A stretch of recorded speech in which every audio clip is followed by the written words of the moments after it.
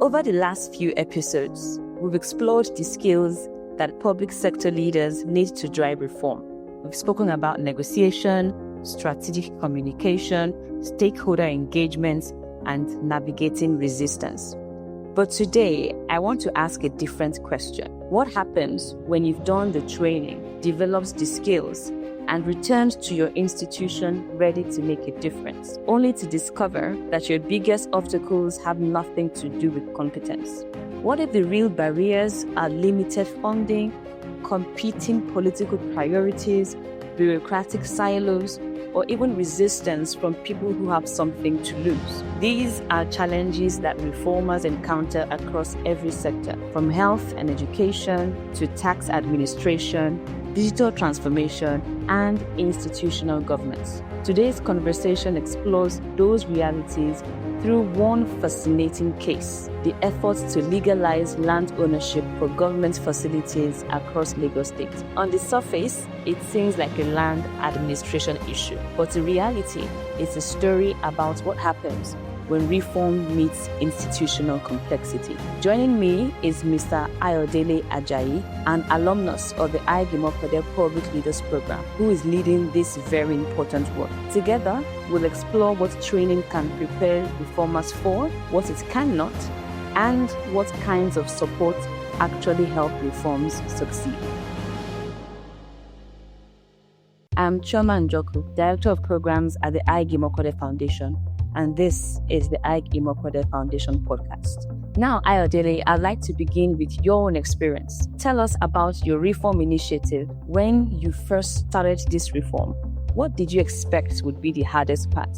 And in reality, what turned out to be the hardest part? Thank you so much for that question, Chioma.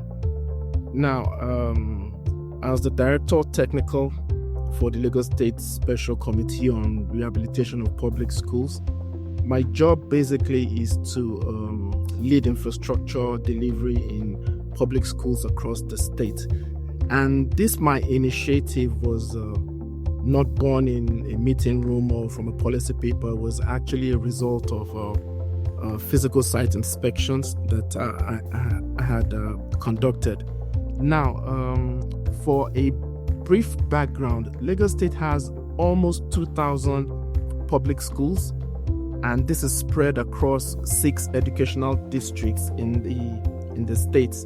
And my job, while inspecting rehabilitation works, assessing conditions, understanding what each school needs, during those visits, something just kept catching my attention. Site after site, I was seeing evidence of physical encroachment, private structures edging onto school land, fences in places they had no right to be, even boundaries that had shifted, quietly, even incrementally over the years. It was unmistakable. People were actually stealing public school land. So this observation nagged at me for a while. So I started digging. I started trying to find out more information about this. And what I found out at the end of the day was no public school in Lagos State actually had legal title, what we call certificates of occupancy. So it was this situation that birthed the initiative. It was not a research assignment. It was not a directive from above. It was just a product of going to sites and seeing what was actually happening, and then having the curiosity, perhaps because my background as an estate surveyor and valuer. So when I look at this situation, I was asking myself these questions: why is this so? It was from this that the initiative came out, and we started working on it.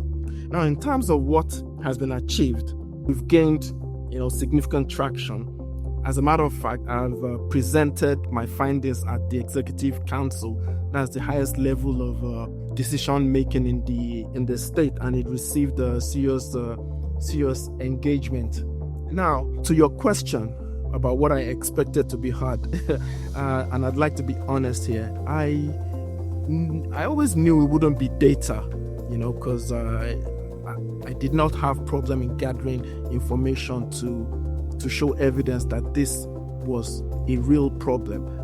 What I always knew would be the challenge was politics. Not politics in a negative sense, but in its realest and truest sense, management of competing interests, institutional boundaries, and the question of whose priority this becomes at any given moment. Land touches everybody. Everybody has a stake in it. Everybody has an interest in it. It touches ministries, agencies, even individuals, So the moment you propose to formalize something that has existed informally, you begin to disrupt a balance. You begin to disrupt an equilibrium that some people obviously have stake in maintaining. So I went in with my eyes open to that reality, and that preparation, I think, made a significant difference in how I navigated and followed what happened. Thank you very much, Ayodele. So when you encountered those political challenges, please share with us what was your first instinct, and then what changed your approach, or what different approach did you then take? My first instinct, as a technically trained person, and I say that with full self-awareness because it's both a strength and a limitation. My instinct was actually to try and build a stronger case, to add more data, to make the evidence more comprehensive, the legal argument, I try to make it more airtight. And sometimes the policy rationale, I try to make it more compelling. And that's how technical work operates. You need to solve for the right answer, and then the right answer wins. That's how it's supposed to be. But what you realize is institutional reform doesn't work that way. What I came to understand, and the program, PLP, was instrumental in this, is that in complex institutional environments, decisions are rarely blocked by insufficient evidence. They are most times delayed by unresolved concerns, by competing priorities, by absence of the right conversation at right level, or simply by the fact that nobody just wants to give you a reason to treat that job as a priority. So the shift I made was from building a better argument to building better conditions. I had to make a case for asking other people who had interest. I'll ask them, how do I make this case stronger? What does each stakeholder need to feel comfortable moving forward? Those are fundamentally different questions, and they produce fundamentally different behaviors. So what it took me was time investing in conversations that I felt had no immediate agenda, but I had meetings, series of meetings to persuade people and convince them that this was actually a necessary course to pursue. And then there's this phrase that I encountered during the program, AIJ-PLP program, that stayed with me. It says that listening is not waiting to speak. Real listening, it requires you to actually adjust your position based on what you hear, not to perform openness while privately holding your ground. And I did that, and the initiative is better for it. Some of what I heard in those early conversations, it kind of reshaped how I framed the policy proposal, which ultimately made it more defensible and more broadly supported when it reached higher levels. So what changed my approach basically was a combination of honest self-reflection and program sharpened thinking. I recognized that the skills that had brought me to this point, analytical rigor and stuff like that, were necessary, although not really sufficient.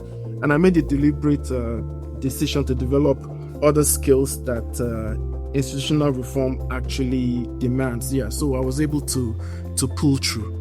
Thank you very much. That's very interesting. The one thing I'm taking away from what you said is that decisions are rarely blocked by insufficient evidence, but by insufficient consensus or aligning stakeholder interest. And what you've also shared is that while technical skills really do matter because they clearly helped in even ideating the solution in the first place, but they do have their limits where you need to then look for other competencies with which to address the issues that you're being confronted with. So perhaps that's the first lesson from today's conversation, that training equips you as a reformer with essential skills, but then the success of the reform you're trying to push for depends on the environment within which those skills are operating in. Now let's explore what helps bridge that gap. Everyone talks about partnerships, and in your conversations, you talked about people you had to go and engage. Those are, I would say, internal partners. But from your experience, tell us more. What did a partnership actually allow you to do in the context of this project that you couldn't have achieved on your own? Now, this is a very interesting question because when you mention partnership now, you'll probably be thinking, I will give you maybe a sister agency that helped me pursue my policy initiative. But I think my most integral partner in this process was actually my training in the program, because everybody thinks partnership is something that can be translated to transaction. You give me something, I give you something, we call it the partnership, and we move on. What I experienced during the Public Leaders Program was something categorically different, and I really, really appreciate it. I'd like to be precise. What made it different? Because I think the distinction matters now. The first thing the partnership gave me was a sort of elevation of perspective. When you are deep inside an initiative, living with it daily, fighting for it constantly, you might sometimes, lose the ability to see clearly. This program, it gave me exposure to how comparable reform challenges were being navigated in other sectors. And that cross-sectoral perspective sharpened my thinking in ways that no amount of solo reflection will produce. I came back to my work after the program, seeing it differently and seeing it more complete. My vision was just clear, And then secondly, the program gave me credibility. Now, within my institution, I already have standing. People know my work and my track record. But reform, real reform requires you to influence people who don't know you. People in agencies that are not yours, but they've heard about what you are doing, what you're trying to achieve. Levels above your direct reach. So the recognition this initiative received through the program, winning the best paper in a cohort of about 69 participants, it gave the work a profile that preceded me. When I'm entering rooms, people know and say, okay, this is the guy pushing this initiative, and that is something I could not have manufactured independently. And thirdly is a community. I now belong to a network of public sector leaders across the country who are attempting similar things in similar complex environments. The community is not just professionally useful, it's also personally sustaining. And reform itself is actually a long process. It'll test your conviction, and there'll be moments you'll be wondering that are you going to be able to finish it or not. So what did partnership allow me to do that I couldn't achieve alone? It allowed me to think more clearly, move more credibly, and persist more sustainably. Those three things together made a material difference to where this initiative stands at the moment, and I'm grateful, and I'm very grateful for that. Thank you, Ayodele, for sharing. And we do hope that future cohort applicants will get to listen to this podcast and really be encouraged by the kinds of testimony that you're sharing right now about the impact of this program on your reform.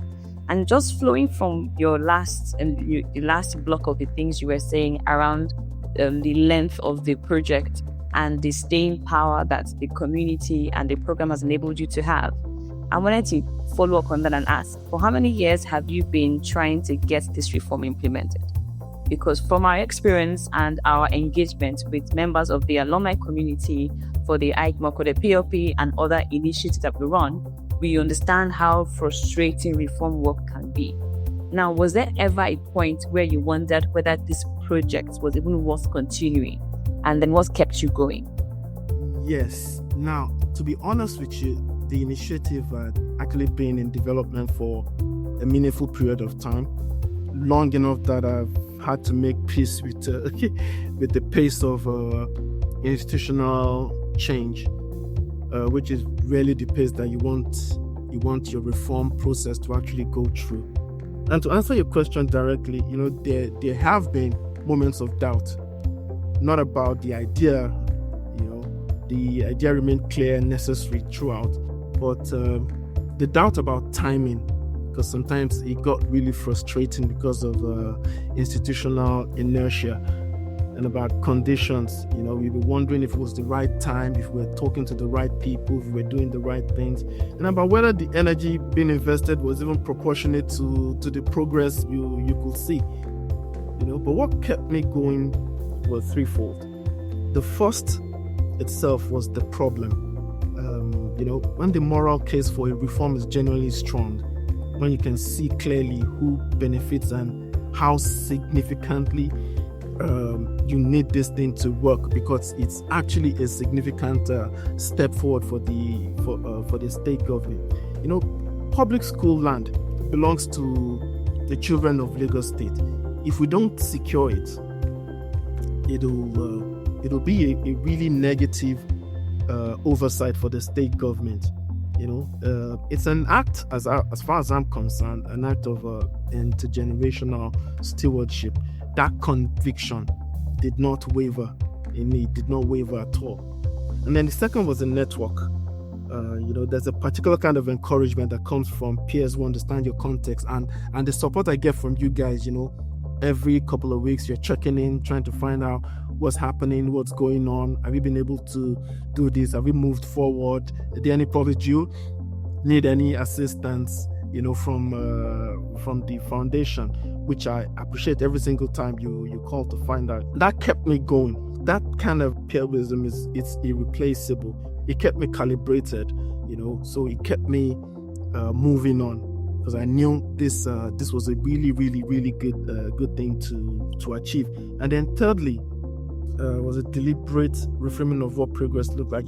Earlier in the initiative, I was measuring progress by decisions, approvals that I had secured, milestones reached, outcomes, but when those moved slowly, it felt like stagnation. So I learned over time to measure progress differently, which is what I do now, by understanding, by relations that have deepened, by the quality of conversation that I've had regarding this policy initiative. And I'll say one more thing. The recognition this initiative received at program level and beyond created a form of accountability that was self-motivating, because it's obvious when your work has been seen and validated at a level beyond your immediate institution, you feel responsibility to see it through. So that kept driving me, and it's still driving me to make sure I achieve this thing. Thank you, Ayodele, and we'll always be here cheering you on and supporting you all the way through till we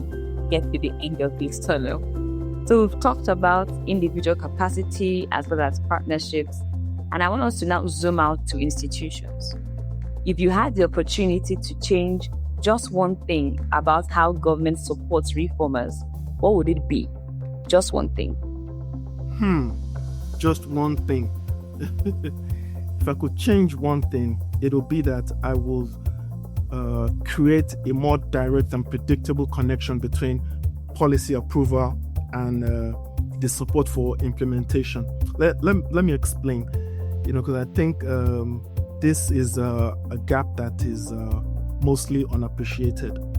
In most institutional settings, the approval of a reform proposal and the resourcing of its implementation are treated as separate events, managed through separate processes on separate timelines.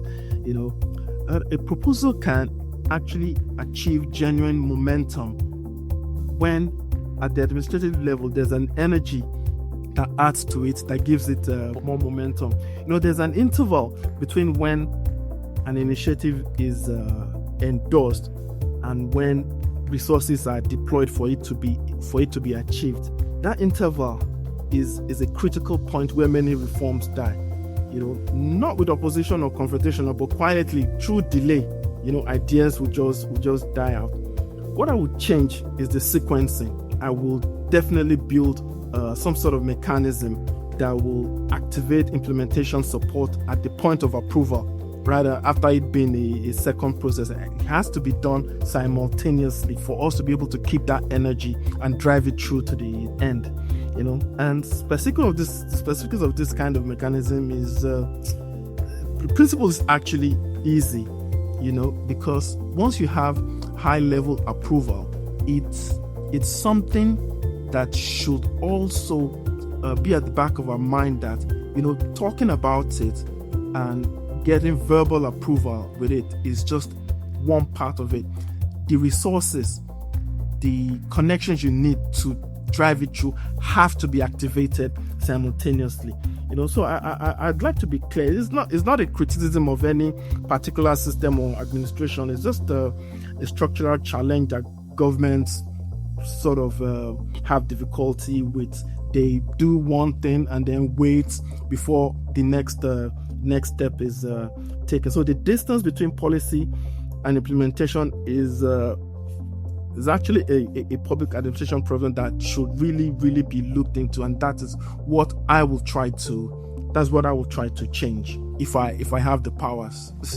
Thank you, Ayodele. You really unearthed a critical challenge that we believe not just you working on land legalization, but reformers across sectors probably facing this kind of challenge, the gap between policy, approval and the actual implementation and using the resources required for it. Now, when you look at what you need and what exists, if we as Aig-Imoukhuede Foundation were designing a support system for reformers, what would that system need to include? A very key question. I know for a fact that the foundation itself reaches out to individual governments.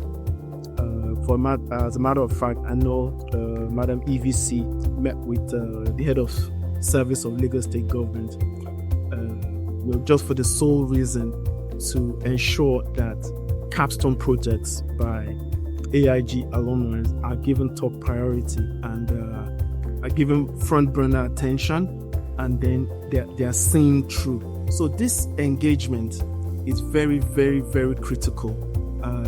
I don't know how much intervention has been done in other states. I know you guys are quite visible in Abuja and Lagos, and I hope that this kind of pressure, because the foundation is more or less like a pressure group now, I hope this pressure is evenly spread across all the other MDAs across the entire country. I hope we're not just focusing on Lagos and Abuja alone. So I would want the foundation itself to make sure that all our alumni who are trying to drive change in their respective states, in their respective MDAs, get this support from the foundation.